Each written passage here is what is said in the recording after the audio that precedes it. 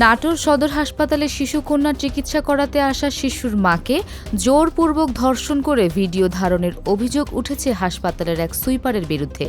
তবে ঘটনাটি ধামাচাপা দিতে তৎপর হাসপাতাল কর্তৃপক্ষ। কন্যা শিশুর অসুস্থতা নিয়ে গত 4 দিন আগে সদর হাসপাতালের শিশু ওয়ার্ডে ভর্তি হন নাটোর পৌরসভার বড়গাছা এলাকার এক নারী।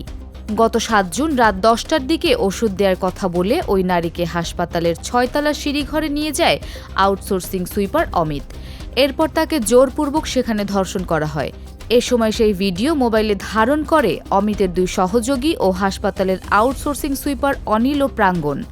দোতলায় দাঁড়াচ্ছিলাম, ওরা আমাকে জোর করে ওই চিংড়া আমাকে লিফটে নিচে নিয়ে যায়, আমার হাত ধরে নিয়ে গেছে, ওই 6তলায় নিয়ে গেছিল। নিয়ে যায় ও আমার সাথে খারাপ ব্যবহার করার চেষ্টা করছিল। পরে ওই 2 চিংড়া গেছে, যায় ভিডিও করছে ওইসব করার পরে ওই 2 চিংড়া আমাকে হচ্ছে যে মানে হুমকি দিচ্ছে যে ওর সাথে যদি আমি বাজে ব্যবহার না করি তাহলে পরে ওরা সবাক দেখাবে ওই ছবি।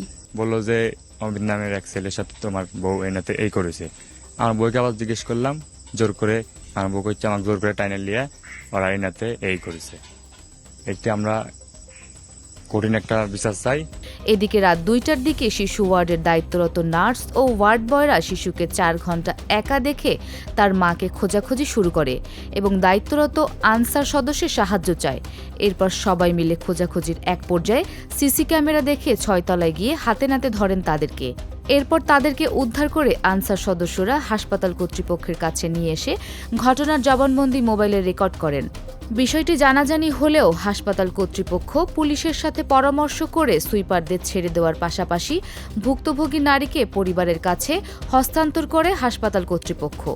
এ ঘটনায় সদর থানায় মামলা করার প্রস্তুতি নিচ্ছে ভুক্তভোগীর স্বামী।